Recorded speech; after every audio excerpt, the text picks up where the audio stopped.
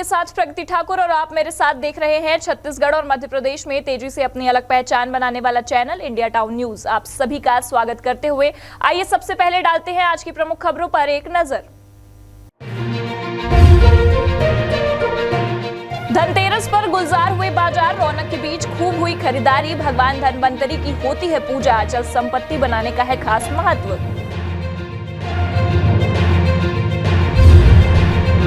भूपेश बघेल का भाजपा पर आरोप, 15 साल में बोला रमन ने सिर्फ झूठ। बलौदा बाजार में फिर की वादों की बौछार, मोदी पर भी लगाए जनता को परेशान करने के आरोप। कहा नोटबंदी के बाद भी नहीं आया काला धन। निर्मला सीतारमण ने कहा सिख दंगों पर कांग्रेस ने नहीं मांगी माफी। प्रियंका राजस्थान जाकर क्यों नहीं करती महिला सुरक्षा की बात। केंद्र सरकार पेट्रोल डीजल को जीएसटी में लाने को तैयार, कांग्रेस ही हट रही पीछे। पूर्व मुख्यमंत्री दिग्विजय ने कहा बिक गए राजा महाराजा, चौहान पर भी किया जुबानी हमला। मायावती पैसे लेकर बेचती हैं टिकट, कांग्रेस के पक्ष में सिंधिया के गढ़ में गरजे दिग्गी। अब खबरें विस्तार से। धनतेरस के साथ ही 5 दिन के त्योहार दीपावली की शुरुआत हो गई। धनतेरस का आयुर्वेद के साथ ही अचल संपत्तियां बनाने का त्योहार है। इस दिन के महत्व और इस पर्व की शुरुआत पर देखिए इंडिया टाउन न्यूज की एक खास पेशकश। नमस्कार, मैं हूँ स्मिता जोसेफ और आप देख रहे हैं इंडिया टाउन न्यूज। हर वर्ष कार्तिक कृष्ण पक्ष की त्रयोदशी तिथि को धनतेरस का पर्व मनाया जाता है। माना जाता है कि इस तिथि पर भगवान धनवंतरी सोने के कलश के साथ प्रकट हुए थे। मान्यताएं हैं कि धनतेरस पर खरीदारी करने वालों के घर सुख समृद्धि आती है। धनतेरस पर खरीदारी का मुहूर्त भी काफी विशेष माना जाता है। देखिए एक रिपोर्ट।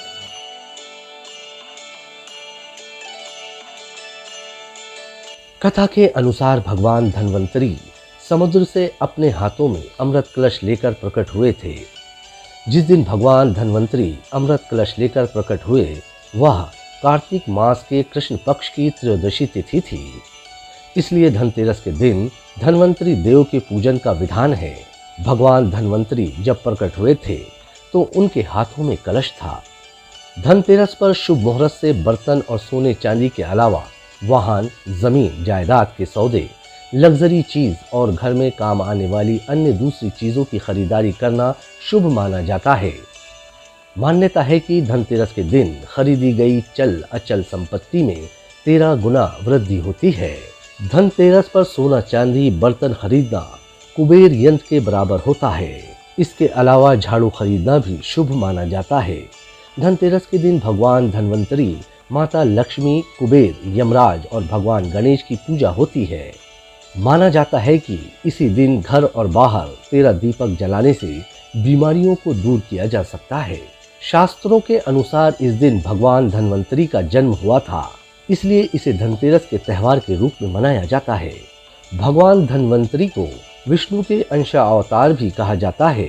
पूजा पाठ का माहौल रहता है तो लोग पीतल का, तांबे का, कांसे का, स्टील का बर्तन खरीदना शुभ मानते हैं और मुहूर्त रहता है उसको, मुहूर्त पे लोग खरीद के जाते हैं।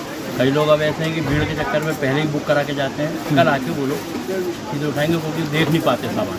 धनतेरस पे तो देखिए सबका अपने बजट के अनुसार रहता है। जैसे लोग गोल्ड खरीदते हैं, सिल्वर खरीदते हैं। ऐसा माना जाता है कि आप जितना गोल्ड या सिल्वर परचेज करेंगे उतना ऑस्पिशियस रहेगा, आपकी लाइफ में तरक्की रहती है, तो उसके हिसाब से रहता है। अब जैसे अभी इस टाइम पे सबसे ज़्यादा कॉइन्स की सेल होती है हम लोग की। मैंने तो फिलहाल यहाँ से गोल्ड की शॉपिंग करी है, गोल्ड भी लिया है और मैं सिक्के मोस्टली खरीदती हूँ क्योंकि सिक्के खरीदना शुभ होता है धनतेरस के दिन। तो चांदी का सिक्का और गोल्ड जो भी आप ले सकते हो ले सकते हैं।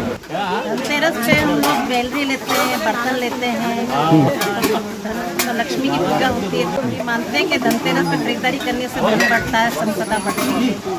हर कोई इस त्योहार को धन से जोड़कर देखता है, पर क्या आपको पता है कि धनतेरस का नाम धनतेरस क्यों पड़ा और इस त्योहार के पीछे मान्यताएं क्या है? आइए जानते हैं। माना जाता है कि संसार में चिकित्सा विज्ञान के विस्तार और प्रसार के लिए ही भगवान विष्णु ने धनवंतरी का अवतार लिया था। भगवान धनवंतरी के प्रकट होने के उपलक्ष्य में ही धनतेरस का त्योहार मनाया जाता है। धनतेरस 2 शब्दों से मिलकर बना है, पहला धन और दूसरा तेरस, जिसका अर्थ है धन का 13 गुना हो जाना। वहीं भारत सरकार ने धनतेरस को राष्ट्रीय आयुर्वेद दिवस के रूप में मनाने का निर्णय भी लिया है। भारतीय संस्कृति में स्वास्थ्य को ही सबसे बड़ा धन माना जाता है और इस दिन को राष्ट्रीय आयुर्वेद दिवस के रूप में भी मनाया जाता है।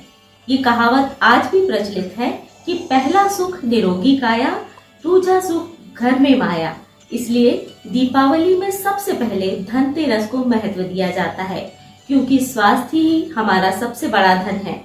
हमारी भी यही कामना है कि आप सभी स्वस्थ रहें और समृद्ध रहें। इंडिया टाउन न्यूज की खास पेशकश में फिलहाल इतना ही। मुझे और मेरी टीम को दीजिए इजाजत। नमस्कार। बलौदाबाजार जिले के कसडोल विधानसभा क्षेत्र के लवन नगर में सीएम भूपेश बघेल पहुंचे और पूर्ववर्ती भाजपा सरकार पर वादाखिलाफी का आरोप लगाया। उन्होंने कहा कि 2018 में 20 सीटों में से 19 सीट कांग्रेस जीती थी। अब की बार रमन सिंह का डब्बा गोल हो गया है। रमन सिंह ने 15 साल से केवल झूठ बोला था, जिसके कारण भाजपा 15 सीट पर ही निपट गई थी। बलौदाबाजार पहुंचे भूपेश बघेल ने कहा कि केंद्र की भाजपा सरकार ने जनधन योजना में सभी से बैंक में खाता खुलवाया, लेकिन 10 साल में काला धन नहीं पहुंचा। 8 नवंबर 2016 को नोटबंदी की गई थी, जिसमें आम जनता की हालत खराब हो गई थी। किसानों की आय दुगनी करने का वादा किया था, लेकिन नहीं हुआ। मोदी ने कोरोना काल में दीप जलवाया, ताली बजवाई, थाली बजवाई, लेकिन कोरोना नहीं भागा। भूपेश बघेल ने आरोप लगाते हुए कहा कि भाजपा ने 21 क्विंटल धान खरीदने की बात कही है, 3100 रुपए प्रति क्विंटल के हिसाब से, लेकिन जो सरकार बोनस नहीं दे सकी वो क्या गारंटी देगी। बोनस की बात हो, रोजगार की बात हो, काला धन वापस लाने की बात हो, देश के अंदर काला धन लाने की बात हो, ये सब बात मोदी जी रमन सिंह की गारंटी पे कोई गारंटी नहीं है, लेकिन कांग्रेस ने जो कहा वो किया है। भूपेश बघेल ने कहा कि अब की बार हम सरकार बनने पर किसानों का कर्ज, महिला स्व सहायता समूहों का कर्ज माफ करेंगे, ट्रांसपोर्टर के टैक्स माफ करेंगे, 3200 रुपए में धान की खरीदी की जाएगी। यही भूपेश का भरोसा है।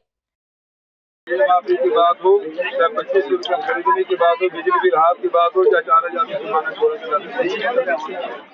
सब बात, सभी बातों में हमने का भरोसा हमने जीता है। इस बात कांग्रेस की गारंटी में लोगों को। मुख्यमंत्री ने जनसभा के दौरान रमन सिंह और उनकी सरकार पर वादाखिलाफी के आरोप लगाए। बलौदाबाजार से इंडिया टाउन न्यूज के लिए आनंद बाकड़े की रिपोर्ट। टीकमगढ़ जिला निर्वाचन अधिकारी ने चुनावी खर्चे का हिसाब न देने पर 17 प्रत्याशियों को नोटिस जारी किया है, जबकि 36 प्रत्याशी ऐसे हैं जिन्होंने चुनाव के दौरान प्रचार प्रसार में किए जा रहे खर्चे का हिसाब दे दिया है। टीकमगढ़ जिले में होने जा रहे विधानसभा चुनाव में 53 प्रत्याशी चुनाव लड़ रहे, जिनमें से 17 प्रत्याशियों ने अभी तक जिला निर्वाचन अधिकारी को चुनाव खर्चे का हिसाब नहीं दिया, जिसे लेकर इन उम्मीदवारों को नोटिस जारी किए गए। जिन्हें नोटिस भेजा गया है उनमें निर्दलीय प्रत्याशियों के अलावा कई पार्टियों के प्रत्याशी शामिल हैं। टीकमगढ़ जिले में 2023 चुनाव के दौरान जिले के जतारा, टीकमगढ़ और खरगापुर विधानसभाओं में राष्ट्रीय पार्टियों के उम्मीदवारों सहित 36 लोगों ने अपने अपने खर्चे के हिसाब दिए, जिसमें खरगापुर विधानसभा से बीजेपी के प्रत्याशी और उमा भारती के भतीजे राहुल लोधी ने इस बार 9,81,000 रुपए अभी तक खर्च किए हैं। तो वहीं कांग्रेस के प्रत्याशी चंदारानी गौर ने 1,76,000 रुपए खर्च करने का हिसाब दिया है। टीकमगढ़ विधानसभा की बात करें तो यहां यादवेंद्र सिंह बुंदेला कांग्रेस प्रत्याशी ने 3,19,781 रुपए अभी तक खर्च किए।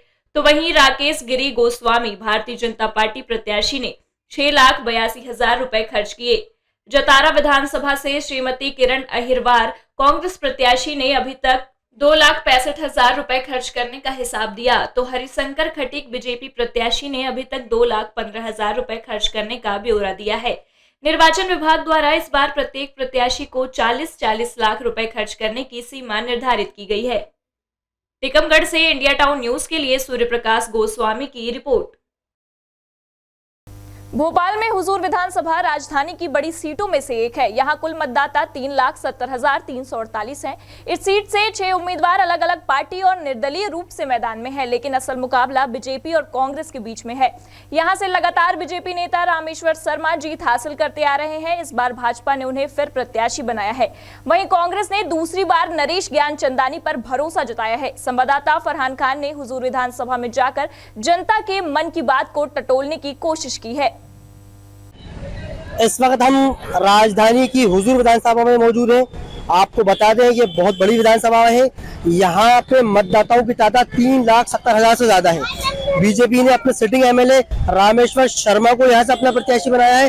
कांग्रेस ने नरेश ज्ञानचंदानी पे दोबारा भरोसा जताया है। आपको बता दें कि इस विधानसभा पे हम बेड़ागढ़ क्षेत्र में लोगों के पास जाएंगे और जानेंगे वो इस बार किस विधायक को किन मुद्दों पर चुन के लाने वाले हैं।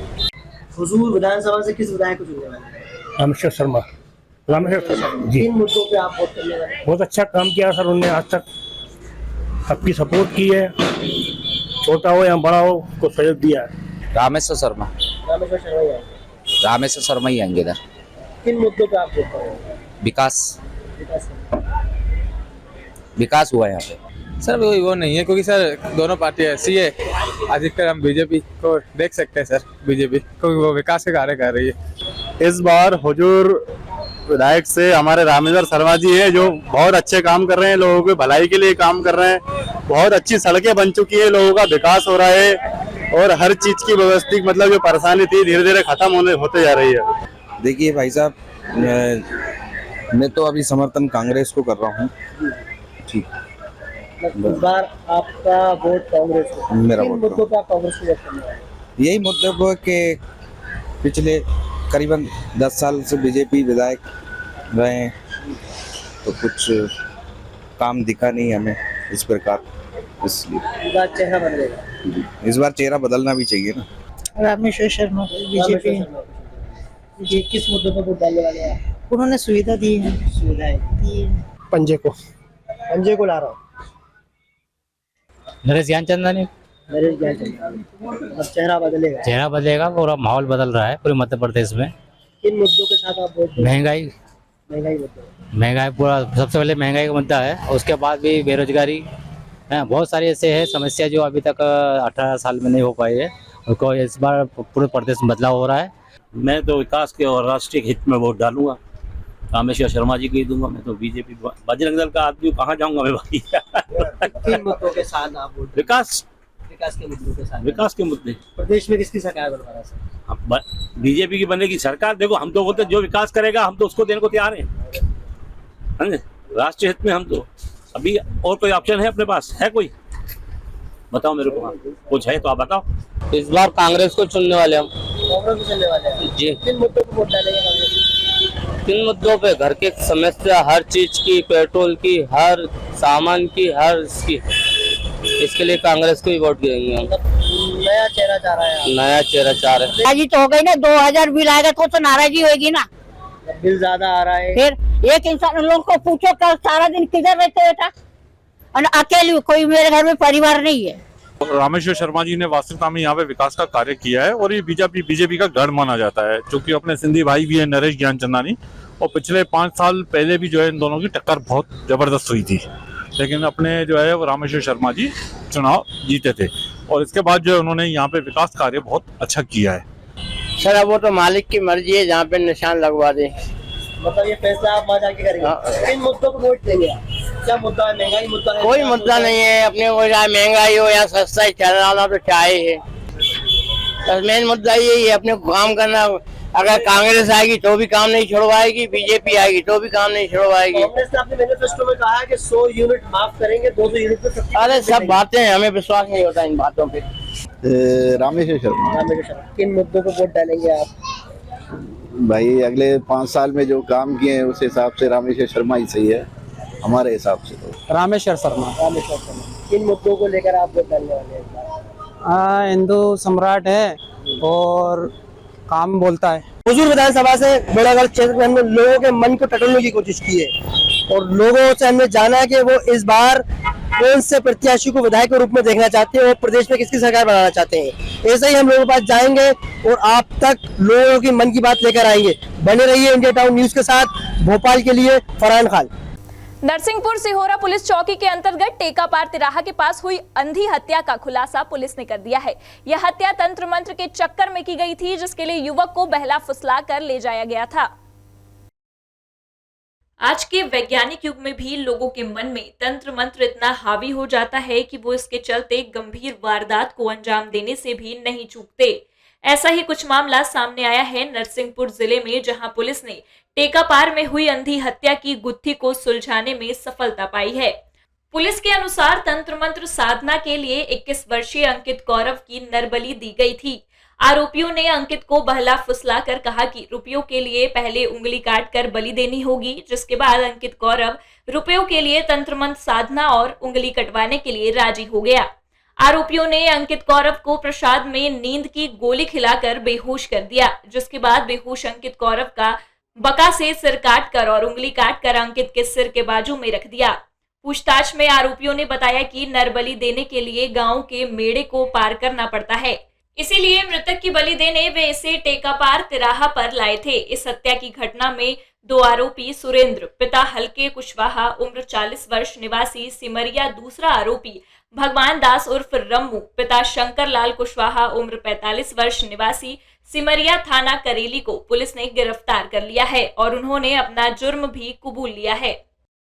मृतक जो है नाम अंकित, पिता लक्ष्मी प्रसाद कौरव, उम्र 22 साल। यह लड़का सिमरिया कला का रहने वाला है, थाना करेली का। 2 आरोपीगण सुरेंद्र काछी एवं भगवान दास ने तंत्र मंत्र करने के दौरान, तांत्रिक क्रिया करने के दौरान इसकी हत्या कर दी। तथ्यों को जुटाने के बाद टेक्निकल एवं जो भी साक्ष्य मिले उसके आधार पर इन दोनों व्यक्तियों को गिरफ्तार किया गया है। 15 दिन के अंदर हम जो है सभी बिंदुओं पर चालान करते हुए जो है जल्दी फास्ट ट्रैक करा करके इस पे जो है आरोपियों की सजा कराने का जो है प्रयास करेंगे। नरसिंहपुर से इंडिया टाउन न्यूज के लिए दिनेश विश्वकर्मा की रिपोर्ट। अब वक्त हो चला है एक ब्रेक का। ब्रेक के बाद देखेंगे देश प्रदेश से जुड़ी कुछ और खबरें।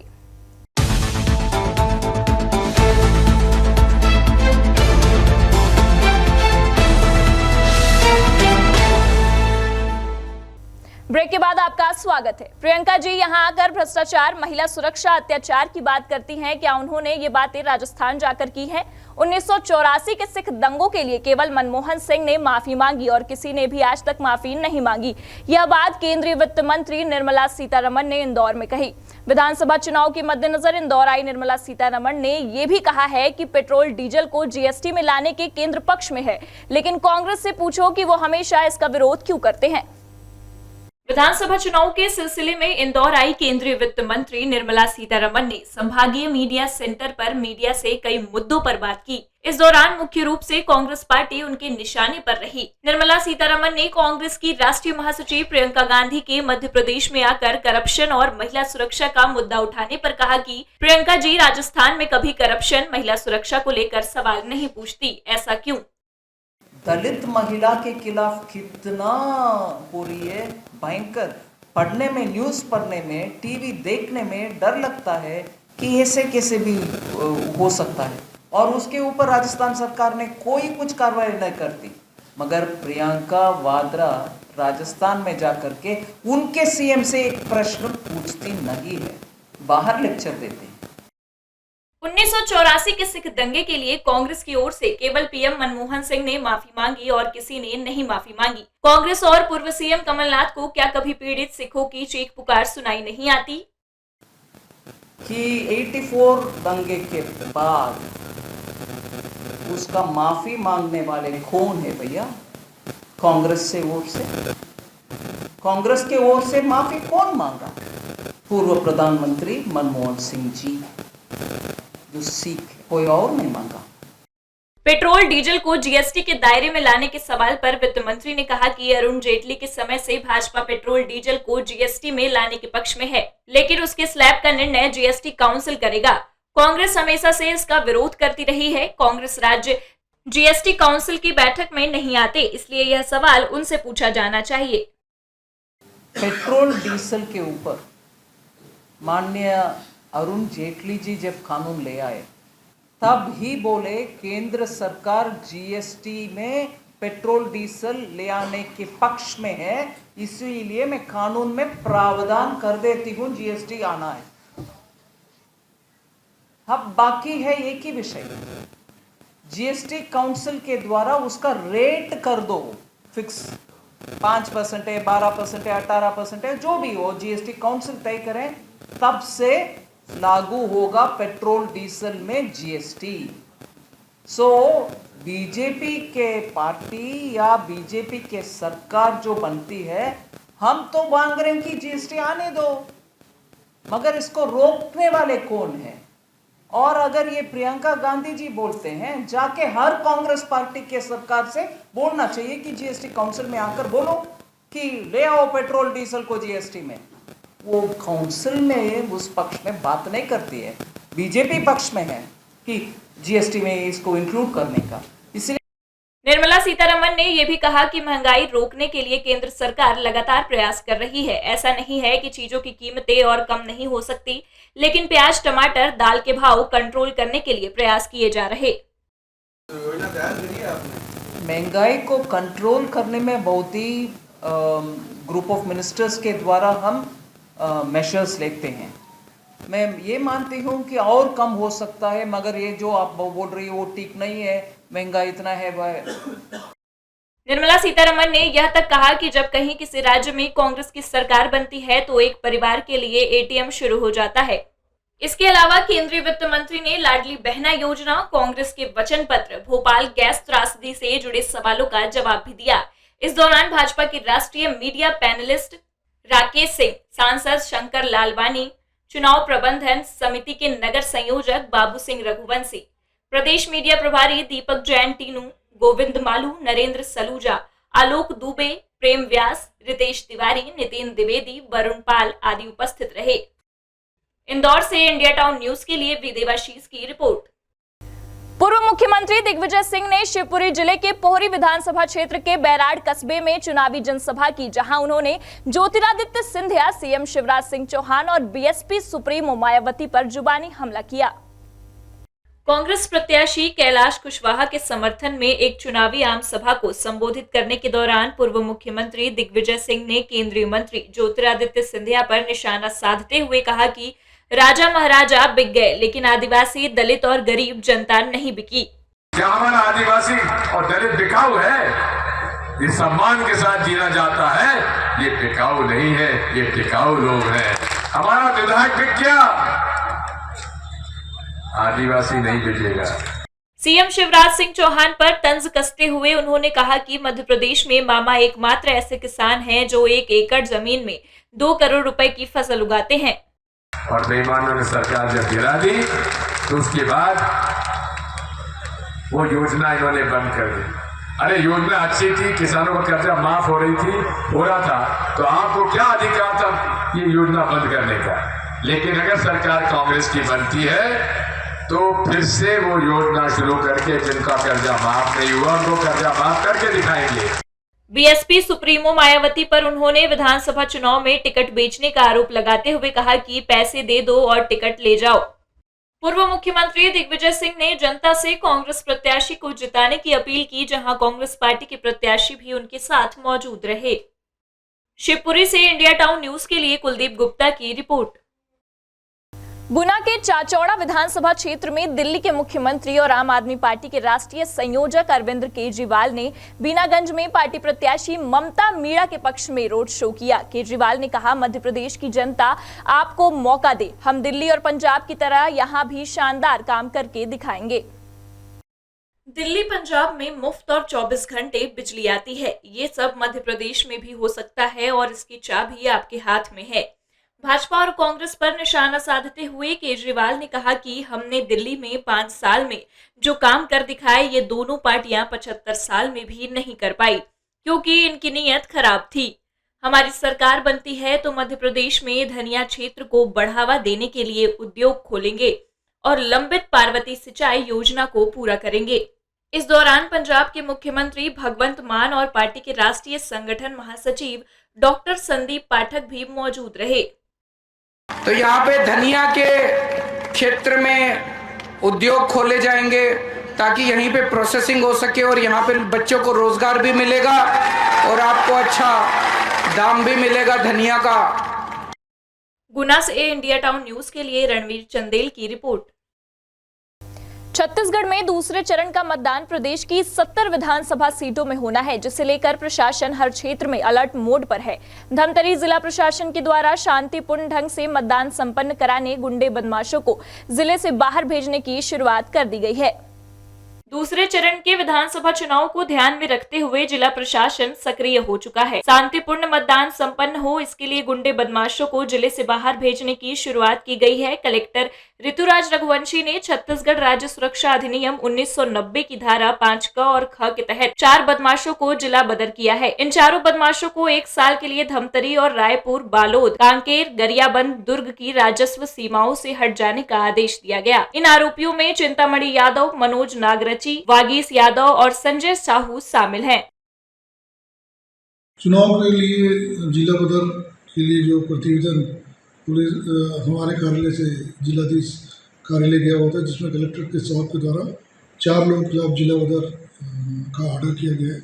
इसमें चिंतामणि यादव रुद्री से, वर्गीश यादव अर्जुनी थाना से, मोहन नागरची अर्जुनी थाना से और संजय साहू कोतवाली से, जिनके विरुद्ध जिला बदर का आदेश किया गया है। धमतरी से इंडिया टाउन न्यूज के लिए जयलाल प्रजापति की रिपोर्ट। शिवपुरी जिले के फिजिकल थाना क्षेत्र अंतर्गत चिलौद में गुरुवार की देर रात 2 पक्षों के बीच पथराव हो गया। विवाद की वजह पुरानी रंजिश बताई जा रही है।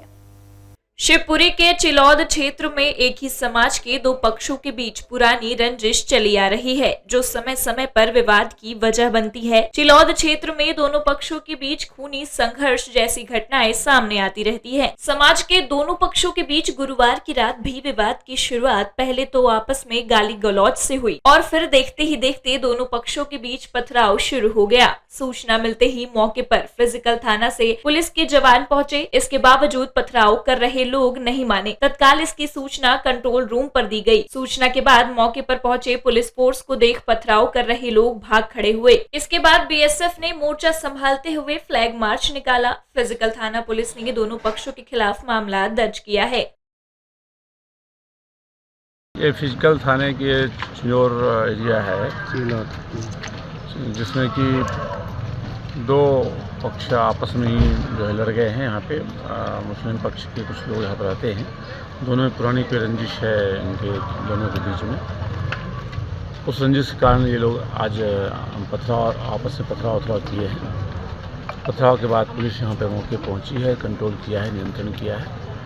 अभी पूरे स्थिति नियंत्रण में है। सभी को हम चिन्हित कर रहे हैं कौन कौन शामिल हैं पथराव में, कौन कौन शांति को बिगाड़ने का प्रयास किए हैं। इन सभी को पकड़ के खिलाफ कार्रवाई की जाए। शिवपुरी से इंडिया टाउन न्यूज के लिए कुलदीप गुप्ता की रिपोर्ट। मरवाही के उसाड़ में हाथी ने पैरों से कुचलकर 35 वर्षीय किसान की जान ले ली। किसान अपने खेत की रखवाली कर रहा था।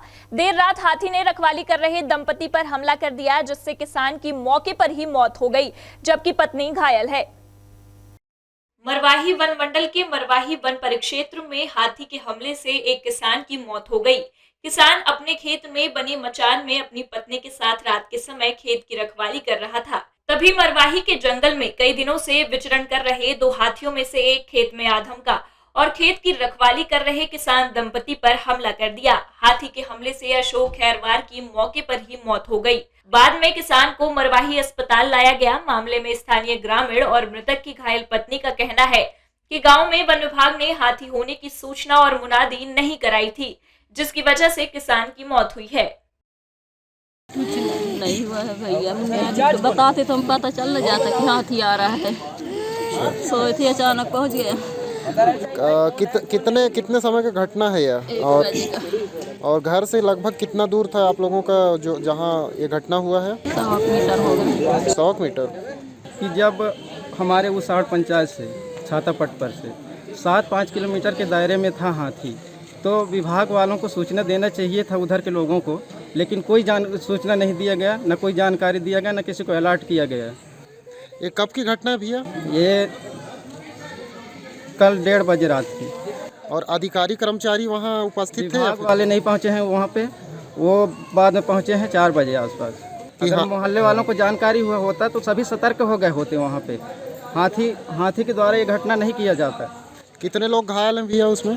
उसमें एक का मौत हो गया है और एक घायल है, उनकी पत्नी मृतक की।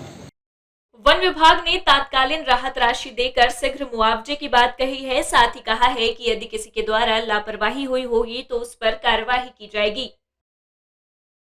एक्चुअल में वन विभाग के कर्मचारियों को वहाँ भी मैंने पहुँच जाएगा ऐसा वो अनुमान था ही नहीं। और वो जो मैंने घटना स्थल में और रहे हैं लोग बाग उनको भी मालूम नहीं था। मैं तो स्वयं गया था निरीक्षण में, मैं उनसे चर्चा किया कि हाथी जो है, हाथी के बारे में मालूम था कि नहीं, तो वो लोग बोले कि मालूम था सर। हाथी का लोकेशन मैंने मरवाही किनारे था, तो हम सोचे कि इतना जल्दी कैसे आ जाएगा यहाँ। अभी विभाग जो है हम मैंने सहायता राशि जो है मैंने जो है 25,000 उसको मैंने दे दिए हैं पीड़ित परिवार को, और प्रयास कर रहे हैं जो मुआवजा जो फुल मुआवजा जो दिया जाता है उसको आज ही देने के लिए हमने प्रयास मैंने कर रहे हैं। जो कर्मचारियों की लापरवाही का आरोप गाँव वाले लगा रहे हैं, क्या उन पर भी कार्रवाई? हम जांच के बाद जो है ऐसा लापरवाही होगा तो कड़ी कार्रवाई करेंगे। वहीं किसान की मौत पर स्थानीय विधायक के ध्रुव ने लापरवाही करने वाले कर्मचारियों पर तुरंत कार्रवाई किए जाने की मांग करते हुए मृतक के परिजनों से शोक जताया है। वन अधिकारी जो है मरकाम जी हैं और दो और से वहाँ उनको बोले हैं कि सतत निगरानी रखे और लोगों की जनहानि न हो ऐसी व्यवस्था बनाए। प्रचार प्रसार जो उनके जो सिस्टम है इसके लिए निर्देश दिए हैं और तत्कालिक जो मिल सकता है शासन का वो मिला है, लगभग 25,000 कुछ दिए हैं सहयोग राशि। लापरवाही करने वाले कर्मचारियों पर भी कोई कार्रवाई की? कार्रवाई तो होना चाहिए, जो लापरवाही सामने आती है हमारे संज्ञान में तो उस पर कार्रवाई तो होनी चाहिए। मरवाही से इंडिया टाउन न्यूज के लिए दया सिंह परिहार की रिपोर्ट।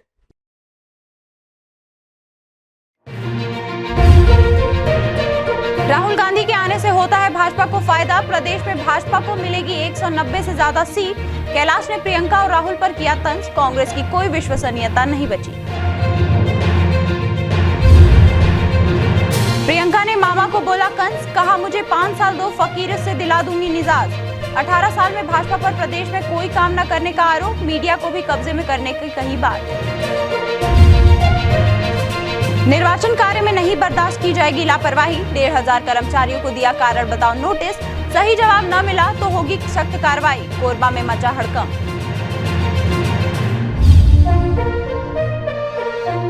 मैनपुरी से निकलकर शिवपुरी पहुंची डिंपल यादव, सपाओं के पक्ष में मांगे वोट, कांग्रेस और भाजपा पर तीखे प्रहार, कहा 75 सालों में नहीं बदले हालात। और अब खबरें विस्तार से। भारतीय जनता पार्टी के राष्ट्रीय महासचिव और इंदौर विधानसभा क्रमांक 1 से प्रत्याशी कैलाश विजयवर्गीय ने कांग्रेस और उनके नेताओं पर जमकर निशाना साधा। उन्होंने कहा कि कांग्रेस की कोई विश्वसनीयता नहीं बची है। राहुल गांधी प्रदेश के दौरे पर आएंगे तो भाजपा की सीटें 190 तक हो जाएंगी। मध्य प्रदेश में चुनावी माहौल गर्मा गया है और जुबानी हमले भी तेज हो गए हैं। भाजपा के राष्ट्रीय महासचिव और इंदौर विधानसभा क्षेत्र क्रमांक 1 से उम्मीदवार कैलाश विजयवर्गीय ने पत्रकार वार्ता में कांग्रेस, राहुल गांधी, प्रियंका गांधी, कमलनाथ से लेकर दिग्विजय सिंह तक सभी पर निशाना साधा। विजयवर्गीय ने राहुल गांधी का प्रदेश का दौरा नहीं होने पर तंज कसा कि उन्हें आना चाहिए ताकि भाजपा की सीट 190 तक पहुँच जाए। कांग्रेस का जो आदर्श है ना कांग्रेस की, वो अंग्रेजियत। अंग्रेजी ने डिवाइड और रूल, बांटो और राज करो। जातिगत जनगणना के आधार पर आप समाज को बांटने की कोशिश मत करिए प्लीज, कांग्रेस को मेरी सलाह है। विजयवर्गीय ने कहा कि कांग्रेस ने अपनी हार स्वीकार कर ली है, इसलिए दिग्विजय सिंह अभी से ईवीएम को दोष दे रहे हैं। कर्नाटक, हिमाचल प्रदेश में इसी ईवीएम से चुनाव जीते, तब ईवीएम को दोष नहीं दिया। ईवीएम पे चुनाव हो रहे हैं, कुछ न कुछ गड़बड़ी हो सकती है। चुनाव आयोग भारतीय जनता पार्टी के अनुसार काम कर रहा है। मैं दोहरा चरित्र इसलिए बोल रहा हूँ कि इसी ईवीएम से कर्नाटक में चुनाव हुए, इसी ईवीएम से हिमाचल में चुनाव हुए, मध्य प्रदेश में ईवीएम से हो रहे हैं और वही चुनाव आयोग है। तो ये डर, ये भय हार का उसके पहले ही कांग्रेस ने आरोप लगाना चालू कर दिया। इसका मतलब है कि उनको लग गया कि हमारी दुकान बंद होने वाली है।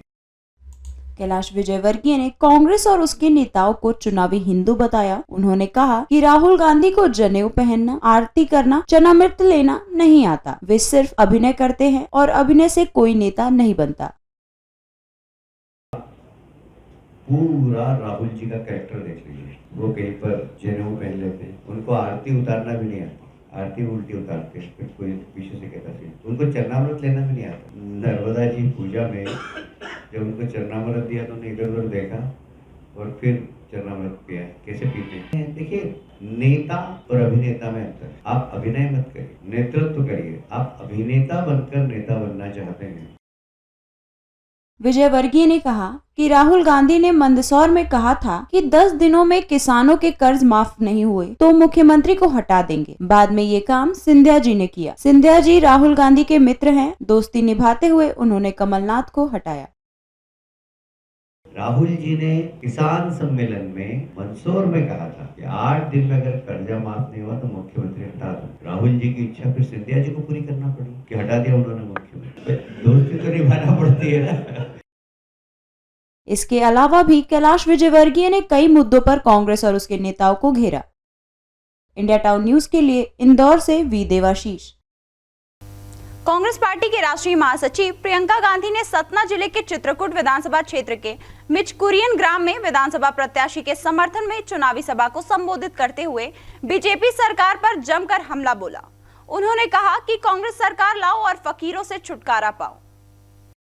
कांग्रेस पार्टी की राष्ट्रीय महासचिव प्रियंका गांधी ने जनसभा को संबोधित करते हुए बीजेपी सरकार पर जमकर हमला बोला। प्रियंका गांधी ने चित्रकूट में कहा, हमें 5 साल दे दो, भारी बहुमत से जिताओ ताकि कोई सरकार फिर से चोरी न कर पाए, ताकि आपको फकीरों से छुटकारा हो, मामा जी से छुटकारा हो और जो आपकी सेवा करता हो वैसा नेता आपको मिले। कांग्रेस ने हमेशा आपकी हिफाजत की है।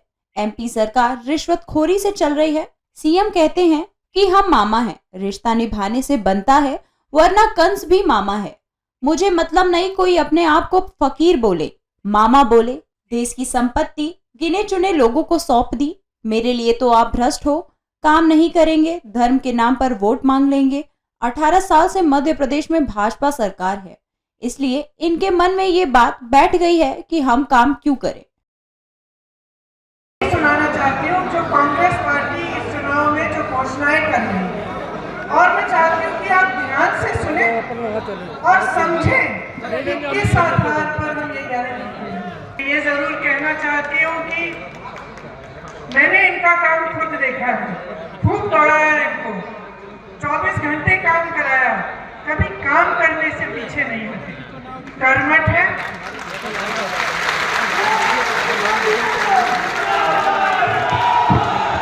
और इनके मन में ये धारणा है कि जनता की सेवा करनी है। प्रियंका ने आगे कहा कि उन्होंने मीडिया को कब्जे में ले रखा है। ये जो आप टीवी पर देखते हैं, मोदी जी, शिवराज जी ने बहुत काम किया, लेकिन धरातल पर कुछ नहीं है। ये तो आपको भी दिख रहा है कि आपकी कोई समस्या का हल नहीं निकल रहा, फिर कैसा काम हो रहा है। प्रियंका गांधी चित्रकूट विधानसभा क्षेत्र में मझगांवा के मिचकुरियन ग्राम में कांग्रेस प्रत्याशी नीलांशु चतुर्वेदी के समर्थन में पहुंची थी। इंडिया टाउन न्यूज के लिए सतना से प्रदीप कश्यप।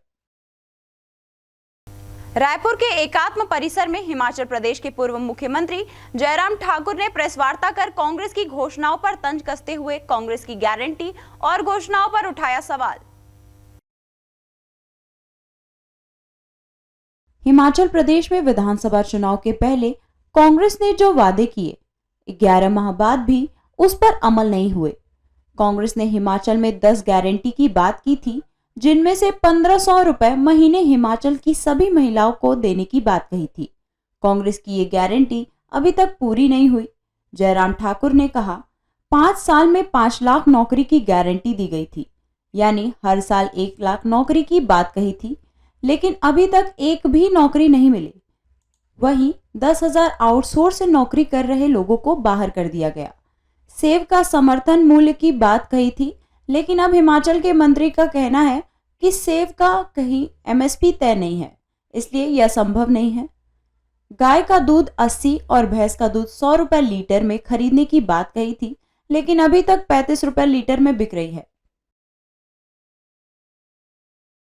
ये कांग्रेस पार्टी का वो वचन पत्र है जिस पर उनने चुनाव लड़ा था, और 10 गारंटी हिमाचल प्रदेश में उन्होंने दी, प्रमुख रूप से 10 गारंटी, और उसमें कुछ गारंटी का आपने यहाँ पर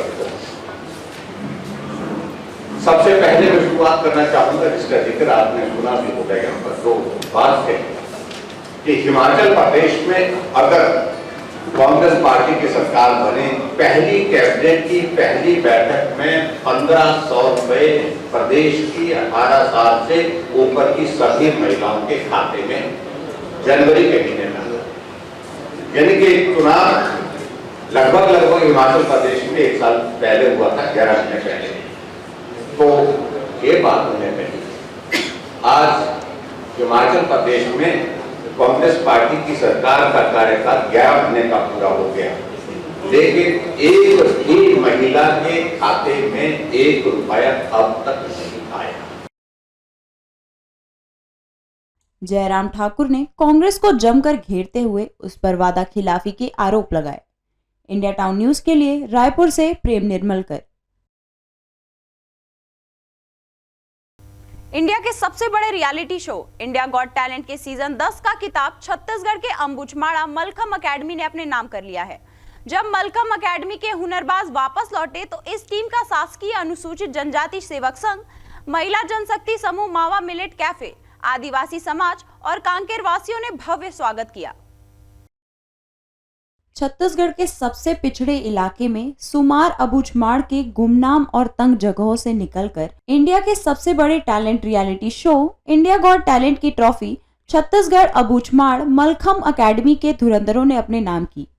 इंडिया गॉट टैलेंट के विनर के रूप में इस टीम को ट्रॉफी के साथ इनाम के तौर पर 20 लाख रुपए और मारुति सुजुकी आर्टिका भी पुरस्कार के रूप में दी गई है। सबसे पहले तो मैं पूरे छत्तीसगढ़ वासियों का पूरी हमारी टीम धन्यवाद करना चाहती है, क्योंकि इस प्रकार की जो स्वागत देखकर लाजवाब मज़ा आ गया बच्चों को भी और सभी को। ऐसा लग रहा है कि मतलब बहुत अच्छा लग रहा है ना। और सफ़र तो काफ़ी देखा जाए तो टॉप रहा, क्योंकि ये भारत का बहुत बड़ा रियलिटी शो होता है। यहाँ पे पूरे भारतवर्ष से हजारों की मात्रा में कंटेस्टेंट जाते हैं, मगर फाइनली 200 कंटेस्टेंटों का सिलेक्शन हुआ था। उसमें से 14 कंटेस्टेंट टीवी राउंड के लिए आए थे। 14 कंटेस्टेंट में से 6, 4, 2, 1 का सफ़र बहुत टफ रहा। 3 महीने लग गए इसके लिए, काफ़ी ऊपर नीचे हुआ, मगर बच्चों ने कभी हार माना नहीं। अबूझमाड़ से आईजीटी तक का सफर बहुत मुश्किल और कठिनाई भरा रहा, लेकिन कड़ी मेहनत और सच्ची लगन के सहारे इस बड़े मुकाम को हासिल करने वाली यह टीम अब अमेरिका गॉट टैलेंट में प्रस्तुति देने और इसे भी जीतने की तैयारी में लग गए हैं। इंडिया टाउन न्यूज के लिए कांकेर से वीरेंद्र यादव। मैनपुरी उत्तर प्रदेश की सांसद डिंपल यादव शिवपुरी जिले के पिछौर विधानसभा सीट पर पार्टी के प्रत्याशी का प्रचार करने पहुंची और भाजपा सरकार के खिलाफ जमकर हमला बोला। उन्होंने कहा कि मामा के राज में महिलाओं पर अपराध बढ़े हैं। मध्य प्रदेश में विधानसभा चुनाव की तारीख के नजदीक आते ही प्रत्याशियों के समर्थन में स्टार प्रचारकों का जनसंपर्क लगातार जारी हो रहा है। इसी कड़ी में शिवपुरी जिले की सबसे हॉट सीट मानी जाने वाली पिछौर विधानसभा से सपा प्रत्याशी राजीव यादव के समर्थन में उत्तर प्रदेश के मैनपुरी से सपा सांसद डिंपल यादव ने पिछौर के यादव वोटरों को लुभाने खनियाधान के सभागार मैदान में एक चुनावी सभा को संबोधित किया और मध्य प्रदेश सरकार पर जमकर हमला बोला। उन्होंने कहा कि मध्य प्रदेश में दलितों और पिछड़े वर्ग के लोगों का शोषण लगातार हो रहा है। 75 सालों में शिक्षा और स्वास्थ्य के लिए कोई काम नहीं हुआ और न ही महिलाओं की सुरक्षा को लेकर कोई कड़े कानून बने। लगातार मध्य प्रदेश में महिलाओं के बलात्कार और अपहरण जैसी घटनाएं हो रही हैं। विकास, जो खुशहाली हमें यहाँ देखनी चाहिए थी, वो यहाँ देखने को नहीं मिली है। यह प्रदेश आज भी जातियों के आधार पर तिरस्कार वाला प्रदेश बना है। लगातार यहाँ पे पिछड़ों पे और दलितों पे अत्याचार होते रहे हैं और सरकार की कोई भी मंशा नहीं है कि इस तरह के अपराधों को वो रोक लगाने की कोशिश करे। 75 सालों में जो प्रदेश का विकास शिक्षा के क्षेत्र में होना चाहिए था, स्वास्थ्य के क्षेत्र में होना चाहिए था, जो मूल सुविधाएं आप सबको मिलनी चाहिए थी, जो महिला सुरक्षा मिलनी चाहिए थी, वह इस प्रदेश में नहीं हो पा। सांसद डिंपल यादव ने पिछौर से समाजवादी पार्टी के प्रत्याशी राजीव यादव के लिए वोट मांगे। इंडिया टाउन न्यूज के लिए शिवपुरी से कुलदीप गुप्ता। अब वक्त हो चला है एक ब्रेक का। ब्रेक के बाद देखेंगे देश प्रदेश से जुड़ी कुछ और भी खबरें।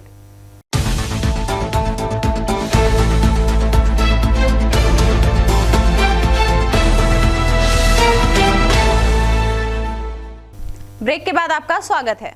भारत निर्वाचन आयोग ने छत्तीसगढ़ की सरकारी मशीनरी को विधानसभा चुनाव संपन्न कराने के लिए आवश्यक जिम्मेदारी दी गई है। बड़ी संख्या में अधिकारी और कर्मचारियों की ड्यूटी निर्वाचन कार्य में लगाई गई है, लेकिन देखने को मिल रहा है कि परीक्षण से लेकर अन्य संबंधित कामकाज में कर्मचारी लापरवाही दिखा रहे हैं। जिला प्रशासन कोरबा ने ऐसे मामले को लेकर 1,500 कर्मचारियों को कारण बताओ नोटिस जारी किया है। वर्ष 2018 में चुनी गई सरकार के 5 वर्ष का कार्यकाल पूरा हो रहा है, जिसके चलते विधानसभा का चुनाव कराया जा रहा है। भारत निर्वाचन आयोग के द्वारा अधिसूचना जारी करने के बाद आगे की कार्रवाई शुरू हुई। इसके अंतर्गत अलग अलग स्तर पर परीक्षण से लेकर दूसरी गतिविधियों पर काम किया जा रहा है। प्रशासन के सभी विभागों के अधिकारी और कर्मियों की ड्यूटी निर्वाचन कार्यों में लगाई गई है और उन्हें पूरी ईमानदारी के साथ काम करने के लिए कहा गया है। फिर भी देखा जा रहा है कि सरकारी कर्मचारी विभिन्न कारणों से अपनी जिम्मेदारियां ठीक से नहीं निभा रहे, जिसे देखते हुए कोरबा जिले में करीब 1,500 कर्मचारियों को सरकारी कार्य में लापरवाही बरतने को लेकर कारण बताओ नोटिस जारी किया गया है। चुनाव पर जो ड्यूटी पे लापरवाही कर रहे हैं, जैसे प्रशिक्षण में बुलाया जा रहा है, प्रशिक्षण में नहीं आ रहे, या स्ट्रांग रूम पे ड्यूटी लगाई जा रही है, वहाँ पे भी लापरवाही यदि कर रहे हैं तो उनको लगातार शो कॉज नोटिस जारी किया जा रहा है। जिला निर्वाचन अधिकारी महोदय के समक्ष उपस्थित होकर वो अपना जवाब प्रस्तुत कर रहे हैं। यदि जवाब से संतुष्ट नहीं है तो उनके खिलाफ कार्रवाई। अभी कितने लोग को नोटिस जारी किया? अभी लगातार प्रशिक्षण वगैरह को लेकर 1,500 लोगों को हम नोटिस जारी कर चुके हैं, जो कि उपस्थित नहीं हुए थे। और स्ट्रांग रूम में भी यदि ड्यूटी पे नहीं आ रहे, क्योंकि एक साथ 3-4 लोगों की ड्यूटी लगती है, तो उसमें 3 लोगों को नोटिस जारी किया। नोटिस के संदर्भ में कर्मचारियों को हर हाल में संतोषजनक जवाब देना होगा, अन्य स्थिति में उनके खिलाफ कड़ी कार्रवाई की जाएगी। जिला प्रशासन ने साफ तौर पर कहा है कि निर्वाचन सबसे ज्यादा महत्वपूर्ण कार्य है और जिन कर्मचारियों की ड्यूटी इसमें लगाई गई है उन्हें बिना किसी बहानेबाजी के काम करना होगा। निर्वाचन के बाद मतगणना के काम में जिनकी सेवाएं ली जाएगी वह इनसे अलग होंगे। इंडिया टाउन न्यूज के लिए कोरबा से पुरुषोत्तम दुबे। प्रियंका गांधी के एमपी में आने से जागरूकता नहीं नफरत फैलती है, यह कहना है भाजपा के प्रदेश अध्यक्ष बीडी शर्मा का, जिन्होंने कहा कि मोदी एमपी की जनता के मन में रहते हैं। मोदी के मन में एमपी और एमपी के मन में सिर्फ मोदी बसते हैं, यह कहना है भारतीय जनता पार्टी के प्रदेश अध्यक्ष बीडी शर्मा का। प्रियंका गांधी के जनसभा के बाद बीजेपी प्रदेश अध्यक्ष बीडी शर्मा ने प्रियंका गांधी को निशाने पर लिया। बीडी शर्मा ने कहा कि अब प्रियंका गांधी के गुलदस्ते में फूल ही नहीं रहते, क्योंकि कांग्रेस से कोई नूर ही नहीं बचा, तो उन्हें फूल क्या मिलेंगे। बीडी ने कांग्रेस पर हमला बोलते हुए कहा कि वह चुनाव आयोग में जमकर राम मंदिर के पोस्टर हटवाने की मांग कर रहे हैं। बीजेपी के मन में राम है, आपके मन में बाबर या जो कोई भी है उनके पोस्टर लगवाइए, हमें कोई आपत्ति नहीं। उनको पता ही नहीं है कि उनके आने से लोग जागरूक होते हैं, उनके आने से नफरत की और आग फैलती है। ये मध्य प्रदेश है और मध्य प्रदेश जागरूक पहले से है। प्रियंका जी, मध्य प्रदेश की जनता प्रधानमंत्री नरेंद्र मोदी जी के मन में है और मध्य प्रदेश के मन में मोदी है और तैयारी के साथ जुटे हैं। प्रधानमंत्री ने इतनी सौगातें मध्य प्रदेश को दी हैं। प्रधानमंत्री मोदी जी के गरीब कल्याण की योजनाएं जो ताकत बनकर खड़ी है। जनता जागरूक है, आपको जागरूक करने की जरूरत नहीं है। भाजपा प्रदेश अध्यक्ष ने कहा कि प्रियंका के मध्य प्रदेश में आने से जागरूकता नहीं नफरत ही फैलती है। इंडिया टाउन न्यूज के लिए भोपाल से फरहान खान। रात का समय हो और घर पर यदि तेंदुए का सावक आकर मेहमान बन जाए तो सोचिए क्या हालत होगी। यही हुआ रायसेन जिले के केमखेड़ी गांव में। एक घर में तेंदुए का सावक घुसने से अफरा तफरी मच गई और परिवार के सदस्य तेंदुए के सावक के डर से तुरंत घर से निकलकर बाहर से घर के दरवाजे को बंद कर दिया। सांची विकास खंड के केमखेड़ी गांव में बीती रात एक घर में तेंदुए का सावक घुसने से टीवी देख रहे परिवार के सदस्य भयभीत होकर घर से बाहर भागे और बाहर से घर का दरवाजा बंद कर दिया। इस दौरान काफी भीड़ जमा हो गई।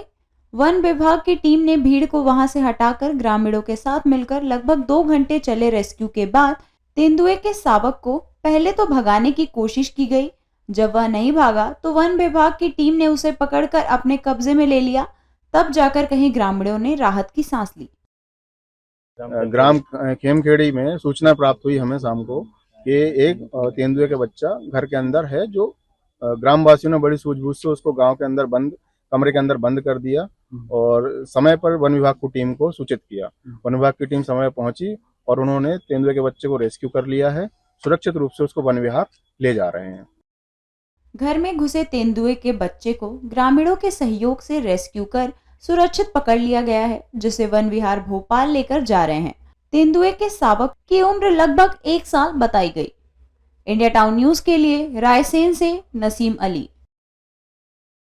17 तारीख को होने वाले मतदान के चलते जहां सुरक्षा व्यवस्थाएं कड़ी की जा रही हैं, वहीं पड़ोसी राज्यों की सीमाओं पर खास नजर रखी जा रही है, जहां से आने वाले हर वाहनों की चेकिंग करते हुए उन पर सीसीटीवी कैमरे से निगरानी भी रखी जा रही है।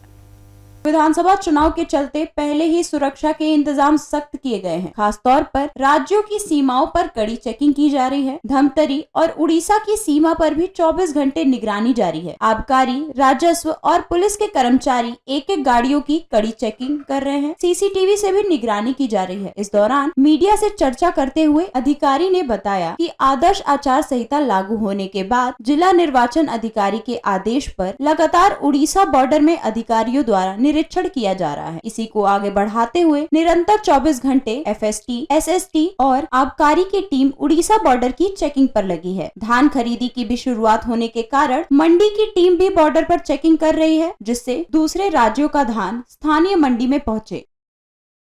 जैसा कि आप सभी को पता है, आदर्श आचरण संहिता भी लागू है और जिला निर्वाचन अधिकारी जो हमारे कलेक्टर महोदय होते हैं, उनके आदेश के अनुसार ये जो है उड़ीसा से लगा हुआ बॉर्डर है। यहाँ निरंतर जो है एक उनके द्वारा ये मौखिक आदेश दिया गया था कि एक तहसीलदार को लगातार भेज यहाँ जो है निरीक्षण का काम किया जाए। तो उसी काम को हम लोग आगे बढ़ाते हुए हम लोग लगातार प्रतिदिन यहाँ आते हैं। ये हमारा 24/7 चलता है। यहाँ एक SST की टीम और आबकारी डिपार्टमेंट की टीम जो है यहाँ तैनात रहती है। इंडिया टाउन न्यूज के लिए धमतरी से जयलाल प्रजापति।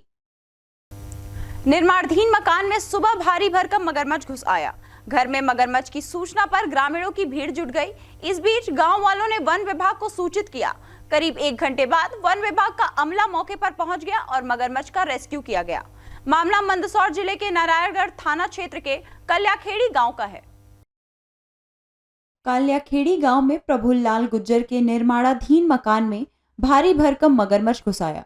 ग्रामीणों के अनुसार मकान का रिकंस्ट्रक्शन किया जा रहा था। निर्माणाधीन मकान में दरवाजे नहीं होने से मगरमच्छ आसानी से किचन तक पहुंच गया और गैस स्टोव पर बैठ गया। घर की महिलाएं जब सुबह चाय बनाने किचन तक पहुंची तो मगरमच्छ को देख घबरा गई। इसके बाद आस पड़ोस के लोगों को बुलाया। किचन में मगरमच्छ होने की खबर गांव में फैलते ही ग्रामीणों की भीड़ एकत्रित हो गई। सूचना पर वन अमला मौके पर पहुंचा और मगरमच्छ का रेस्क्यू कर चंबल नदी में छोड़ा। आज ग्राम काल्याखेड़ी से सूचना मिली कि ग्राम में किसी घर के अंदर मगर घुस गया है। तुरंत सूचना मिलने पर वन विभाग की टीम श्री पुष्कर जी मालवी डिप्टी साहब के द्वारा स्टाफ को इकट्ठा किया गया और तुरंत यहाँ मौके पर आकर मगर का सफलतापूर्वक रेस्क्यू किया गया। इंडिया टाउन न्यूज के लिए मंदसौर से ललित शंकर धाकड़ की रिपोर्ट। ये थी अब तक की खबरें। हमारी फटाफट खबरों का बुलेटिन और सभी खबरें विस्तार से देखने के लिए आप जुड़े रहे इंडिया टाउन न्यूज के साथ। अब मुझे दीजिए इजाजत। नमस्कार।